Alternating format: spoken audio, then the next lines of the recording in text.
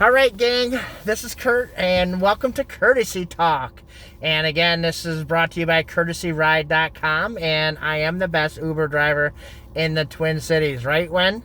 Yeah, definitely. Perfect. I have a wonderful guest here, and let's talk about race. And so Wen is from China, and she graduated school here, and she got a degree in, what is it called? Genetics and Economics.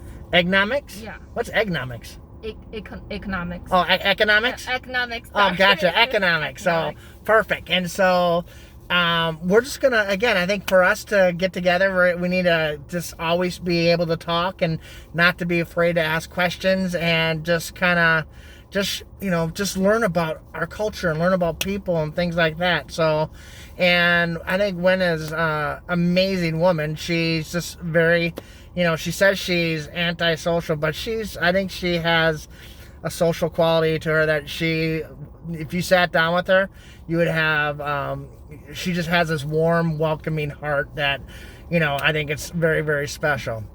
So, the first question I'm going to ask you is, since there's a lot of things that are going on right now in the world with coronavirus, with the protest, and with so-called Black Lives Matter. But I guess I want to ask you, because I think there's a lot of myths out there, and that you probably want to deflect. And so my first question is, when President Trump says it's the China virus, how does that make you feel?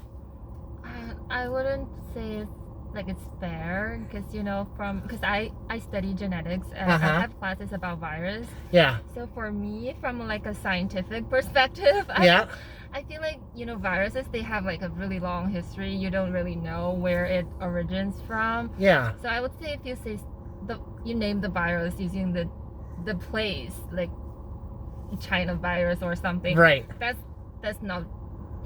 It's just not responsible for a president to say that. Not responsible. Yeah. Because, and that offends you, probably, right? Yeah. Okay. Yeah. I mean, that totally I totally understand that though, too. I would like to look at this coronavirus thing from a scientific perspective, but yeah. When the president talks about this, he's talking about it from a political thing. Yeah, internationally, the whole world is everybody can hear what he said, will know from the newspaper, know from the TV, they will know what he said. And as I would say, a big country like the United States, President Trump would have really big influence on people around the world. So she shouldn't say things like that. Gotcha. Nope. And I totally respect your view, and I love that you're being so honest. The next question is, with all these protests and with Black Lives Matter, what are your thoughts on people saying Black Lives Matter? Since you're Asian, my wife's Asian, and how does that make you feel when people say Black Lives Matters? I would say all lives matter. Not just Black lives, white lives, or Asian. Right. Everybody matters. Because life is valuable. Nothing can compare to life. Right. I would say it's really good thing. It's really nice for colored people. They have this kind of what's the word? Sorry, I'm thinking of the word. They have this kind of ideas. Yeah. That they should come up together to protect themselves. Rather than let others do. Right. No. Do bad things to them. And for me, from what I'm as an Asian, I would say, Asian people don't. We need to do more for our community. Yeah. What could you do more? I would say, for example, for Black people, they have all these kind of communities. They have organizations who work for them, but I don't see many organizations that work for Asian people or work for. Do you think, because there is I think with Asian people though too, I think there's a discrimination with for example, there's a study at Harvard where they're allowing Asians are working so hard, but they need to have a certain amount of Black people in Harvard, and so that's taken away from the talented Asian people. I'm not saying there's not talented black people, but there's also, and so that's kind of like, I forgot what the word is, but it's kind of like discriminating against Asian people to a certain degree, though, too. Yeah. When you work so hard and trying to get into Harvard, and you're trying to have the same amount of people. It's a Harvard study, and that's a kind of a, I think, an important thing, though, too, is that they shouldn't, the best talent should be able to go, whether you're Asian, white, black, or whomever.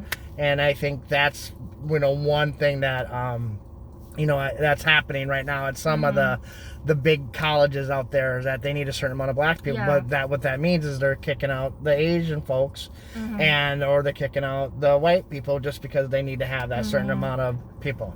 And again, we're being honest with each other, and we're just talking, we're learning, and we're trying to understand each other's culture and what people are thinking. So we cannot be afraid to talk about race, and so let's talk about race. And there's another thing that I want to be. I'm sure you. What about the treatment? Because there's right now, you see in the news about the Muslim group called the Uyghurs. Are you familiar with that? No. No? Okay. No. And so so that's is supposedly, I've heard in China that they they're going to like they're putting they have labor camps.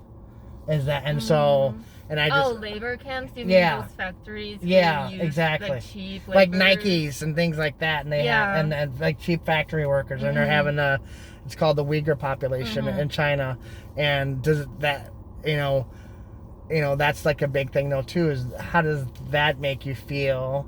And does that bother you at all, or is that even true, or am I even making sense? I've heard of news like that. Like previous years, I've heard several news like the cheap workers, the factories who use cheap workers. They lack of like really good security. They don't have insurance for workers, that when the factory has fire or earthquake, the workers just Right. Gotcha. I feel that's not a good thing to do. People shouldn't do that, especially those world famous brands. Those famous brands, they like to have like set up their factories in those countries who have cheap labor, and they just don't pay they don't pay them fairly, and they don't have insurance for the workers. But they charge the customers with high price for their products, and they don't even pay the workers. Right. That's not right. Right. And then God, you're so awesome. Last thing I want to talk to you about is Hong Kong. That's another big thing though too. So does Hong Kong deserve their independence, or does it? I'm kind of confused with that, and how that's what the thought of that with Hong Kong and Taiwan. So for me, I'm really especially recently, I'm really confused because of this COVID thing. All the international flights are somewhat canceled, and I heard that the Hong Kong government and Macau government, since they're part of China, right? But their government, they allow international transfers. Okay. But you can transfer to another country, but you cannot transfer to mainland China. Oh. That somehow keeps most of the international students out. Yeah. We cannot because once we step on the land of Hong Kong or Macau, basically theoretically we are in our country, right? Yeah. But we cannot go into mainland China. Oh wow. So that makes me feel so confused. Yeah. Right. I'm already in my country, and I cannot go home. Right. God, yeah. And I just think that's just what a great perspective that is, though, too. So, and I guess what is the biggest myth for you being from China that people have, that Americans have, anybody has, that you being from, what's the biggest myth that you want to kind of debunk, that you want to debunk here on Kurtesy Ride? If there's a myth or anything like that. I would say for me personally, I would say my experience of all these years here in the United States is great. I didn't experience any any people that being racist to me or being mean to me. Right. I'm really grateful of all my friends, all my professors and university staffs. I'm really grateful. But one thing I would say, sometimes people, when they see a Chinese student, they would like somehow they would, especially in a group work, when you do group work, Yeah. they would love like Chinese students to take more The responsibilities. Yeah. They feel like you're smart, you should do it somehow. No. I understand how people think about Chinese students, because usually people would say, oh, you're from China, you're good at math, you're smart or something. Yeah. Honestly, I would say that's not a bad that's not impression. That's great. But they're putting more responsibilities on you. It needs to be more equally distributed. They're asking me to take more responsibility, or sometimes there's that assumption. Yeah, I would say not. We do need to work hard to get those grades. We do work hard. It's not just because we have this brain or naturally born to be smart. We do work hard. So especially in school, I would say just treat everybody equally. Because we all need to work hard. No, you know what? I give you so much credit, and I'm proud of you, and I just think that you're an amazing, strong woman, and I just want to just say thank you for taking the time to be on my YouTube channel, and and just I really appreciate it. So, and this is coming from the best Uber driver in the Twin Cities, and I want to thank you again, Wen. You're an amazing woman, and I wish you the best of luck. Thank you for having me. Yep, and you guys stay safe and sound out there, and we'll talk again. Thank you very much.